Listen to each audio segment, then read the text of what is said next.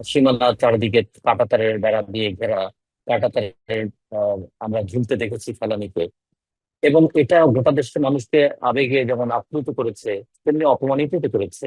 Arakan army ধরে নিয়ে যাচ্ছে নাফ নদীতে বাংলাদেশের জেলেদেরকে। বিএসএফ ধরে নিয়ে যাচ্ছে। বিএসএফ গুলি করে মারছে। এর আগে আমরা শুনেছিলাম, অন্তত ভারতের সঙ্গে আলোচনার ক্ষেত্রে শুনেছিলাম, যে সীমান্তে হত্যাটা আর হবে না। স্টেশনের এপারে ভারত, ওপারে বাংলাদেশ। এই জায়গাগুলো তো খুব সতর্ক পর্যবেক্ষণ থাকা দরকার। সেখানে আমাদের জনগণকেও সতর্ক রাখা দরকার, সেটা আরাকান সীমান্তে হোক আর সেটা ভারতীয় সীমান্তে হোক। এই যে সীমান্তে হত্যা, সীমান্তে নির্যাতন, সীমান্তে অপহরণ, এটার পিছনে রাষ্ট্রের আরো আমাদের তৎপর হওয়া দরকার। বিজিবির প্রতিবাদের পর সুন্দরবনের ভেতরে সীমান্ত নদী কালিন্দির বাংলাদেশ অংশে মাছ ধরার সময় ছিনিয়ে নেয়ার 4 দিন পর বাংলাদেশি জেলেদের 3টি নৌকা ফিরিয়ে দেয় বিএসএফ। এবং গত 5 মাসে কক্সবাজারের টেকনাফের নাফ নদীতে মাছ ধরতে যাওয়া প্রায় 150 জেলেকে অপহরণ করে আরাকান আর্মি। এবং এই এপ্রিল মাসে টেকনাফ থেকে সীমান্তবর্তী এলাকায় মাছ ধরতে গিয়ে মাইন বিস্ফোরণে বাংলাদেশি এক জেলের পা বিচ্ছিন্ন হয়ে যায়। এই যে সব কিছু মিলিয়ে যদি বলি, বাংলাদেশের সাথে ভারত ও মিয়ানমারের যে সীমান্ত, এই সীমান্ত পরিস্থিতি নিয়ে আপনার পর্যবেক্ষণ কি, যদি একটু বলতেন রাজিকুজ্জামান রতন। ধন্যবাদ। আমরা এমন একটা রাষ্ট্র, যে রাষ্ট্রের 3 দিকে আছে ভারত, একদিকে কিছু অংশে আছে মিয়ানমার, আর আর একটা অংশ আছে আমাদের বঙ্গোপসাগর। ফলে এই রাষ্ট্রটাকে বিবেচনা করতে হবে। প্রায় 4000 কিলোমিটারের উপরে ভারতের সঙ্গে সীমানা আমাদের। 150 কিলোমিটার বেশি আমাদের মায়ানমারের সঙ্গে।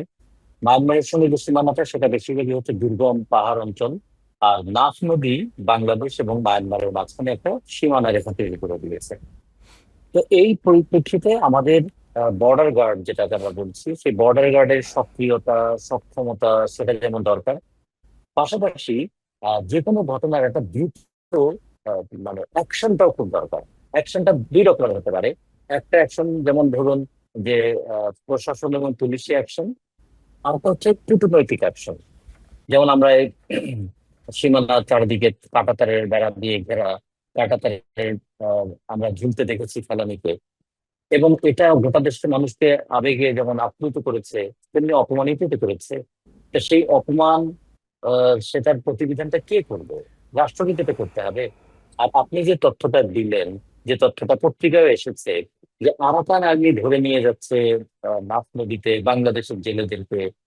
বিএসএফ ধরে নিয়ে যাচ্ছে। বিএসএফ গুলি করে মারছে। এর আগে আমরা শুনেছিলাম, অন্তত ভারতের সঙ্গে আলোচনার ক্ষেত্রে শুনেছিলাম, যে সীমান্তে হত্যাটা আর হবে না। সীমান্তে হত্যাটাকে জিরো টলারেন্সে দেখা হবে। তো ফলে এই ক্ষেত্রে আমরা মনে করি আমাদের কূটনৈতিক তৎপরতার দুর্বলতা এবং আমাদের প্রশাসনিক এবং আমাদের বর্ডার গার্ডের দুর্বলতাটাও বিবেচনা করতে হবে।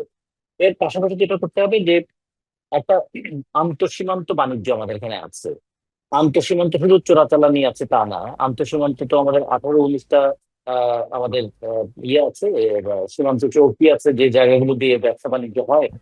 আবার বাংলাদেশের কয়েকটা জায়গা আছে যেখানে সীমানাটা এমন ভাবে ভাগ হয়েছে, যে বাংলাদেশ এবং ভারত একই বাড়ির আঙিনার মাঝখান দিয়ে ওটা চলে গেছে। আমরা পঞ্চগড়ে চা বাগানের মাঝখান দিয়ে বাংলাদেশ ভারতের সীমানা যেতে দেখেছি।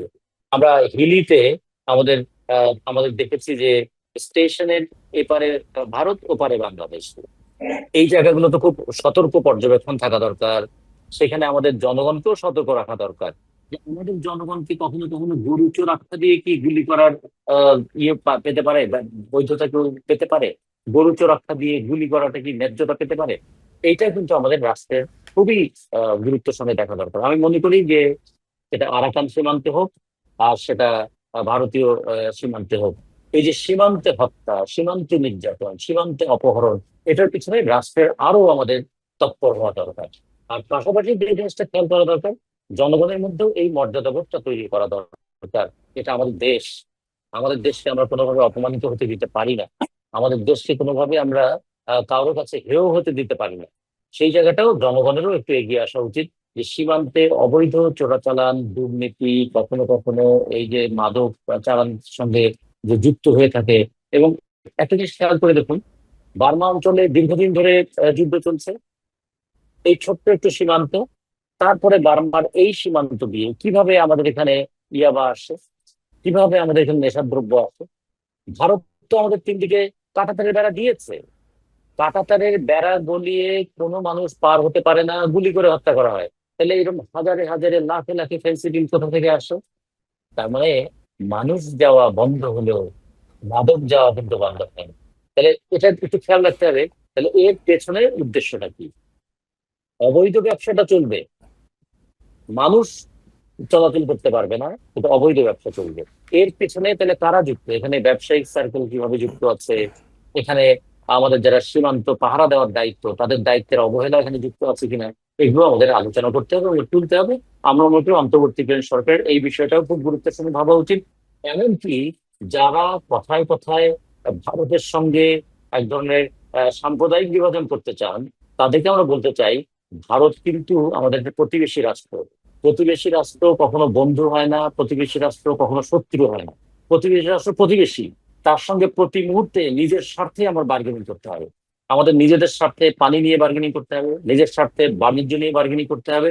এখানে গলাগলি করে বন্ধুত্ব করার কোনো জায়গা নেই, এখানে বন্দুক নিয়ে শত্রুতা করার দরকার নেই। আমাদেরকে দেখতে হবে যে আমাদের দেশের স্বার্থ আমাদেরকে সর্বোচ্চ রক্ষা করতে হবে। কিন্তু আমরা কখনো কখনো কোনো কোনো শাসকের মুখে এমন বন্ধুত্বের বাণী শুনেছি, সেখানে আমাদের সার্বভৌমত্ব বিপন্ন হওয়ার মতো হয়ে যায়। আবার কখনো কখনো এমন শত্রুতার কথা শুনি, যেখানে আমাদের যে সাধারণ সম্পর্ক সেটাও কিন্তু নষ্ট হয়ে যেতে পারে। সেই জায়গাগুলো আমরা মনে করি রাষ্ট্রের এই জায়গাগুলো খুবই গুরুত্বের সঙ্গে দেখা উচিত। জি, রাজগুজ্জামান রতন, আমি একটু ছোট করে আসি আপনার কাছে। যদি আমরা দেখি যে ঢাকায় প্রায় প্রতিদিনই এক বা একাধিক আন্দোলন, প্রতিবাদ, নানা ধরনের কর্মসূচি হচ্ছে এবং সেনাবাহিনীও ঢাকা এবং ঢাকার আশপাশ এবং বিভিন্ন জায়গায় যদি আমরা দেখি যে বাংলাদেশের অভ্যন্তরীণ যে ইস্যুগুলো, এই সব জায়গায় নিরাপত্তা দিতে আসলে ব্যস্ত থাকতে হচ্ছে। মনোযোগটা আসলে ঢাকাতেই, যদি আমরা বলি যে বলা চলে যে মনোযোগটা এখন ঢাকাতেই, ঢাকাকে কেন্দ্র করেই মূলত। এই ক্ষেত্রে কি যে সীমান্তে যা হচ্ছে অথবা সীমান্তে যথেষ্ট মনোযোগ দিতে পারছে না সরকার, বিষয়টি আপনি কিভাবে দেখেন? দেখুন, সরকার বলেছে যে 30,000 সেনা সদস্য ডিপ্লয় করা হয়েছে, মানে মোতায়েন করা হয়েছে। এই 30,000 ক্যান্টনমেন্ট থেকে আসবেন, তারা ফিরে যাবেন, আবার 30,000 আসবে। ফলে সেনাবাহিনীর একটা বাই রোটেশন তারা দায়িত্ব পালন করছেন, এটা যেমন ঠিক। পাশাপাশি আমাদের যে 2.25 লক্ষ পুলিশ বাহিনী আছে, সেই পুলিশ বাহিনী তারা যথাযথ দায়িত্ব পালন করছে কিনা, এটা নিয়েও একটা প্রশ্ন আছে। ফলে পুলিশ যদি তার দায়িত্বটা পালন করতে পারে, সেনাবাহিনীকে তার সঙ্গে যদি আমরা আরো 30,000 সেনাবাহিনীর সেনা সদস্যকে যদি আমরা এখানে দেখি, তাহলে তো আইন শৃঙ্খলা পরিস্থিতি অনেকখানি নিয়ন্ত্রণে আসার কথা। কিন্তু সেটা আসছে না কেন? তার মানে কি জনগণের মধ্যে আস্থার একটা ঘাটতি তৈরি হয়েছে, কিংবা জনগণ কি নিয়ন্ত্রণ করা যাচ্ছে না, কিংবা মব সংস্কৃতির নামে যা শুরু হয়েছে সেটা কি আমাদের গণতান্ত্রিক সংস্কৃতিকে বিপর্যস্ত করে দিচ্ছে? এগুলো যেমন একটা দিক।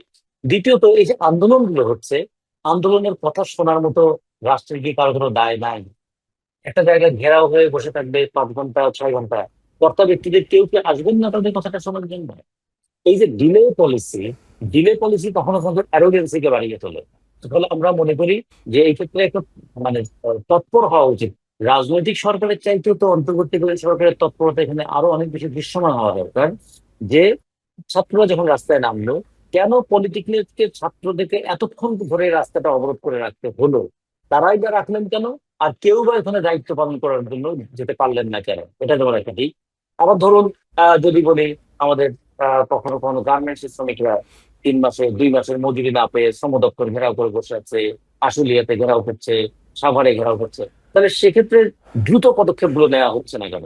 আমরা মনে করি দ্রুত পদক্ষেপ অনেক সমস্যার দ্রুত সমাধান করে দেবে। এই জায়গায় আইন শৃঙ্খলা পরিস্থিতির পাশাপাশি আইন শৃঙ্খলা রক্ষাকারী বাহিনী এবং আইন শৃঙ্খলা রক্ষাকারী বাহিনীর পাশাপাশি আমাদের ক্ষমতায় যারা আছেন, তাদের দ্রুততম ভূমিকা পালন করাটা খুবই গুরুত্বপূর্ণ। নিউ ইয়র্ক থেকে সম্প্রচারিত TVN 24 টেলিভিশন, বিশ্বজুড়ে বাঙালির কণ্ঠস্বর।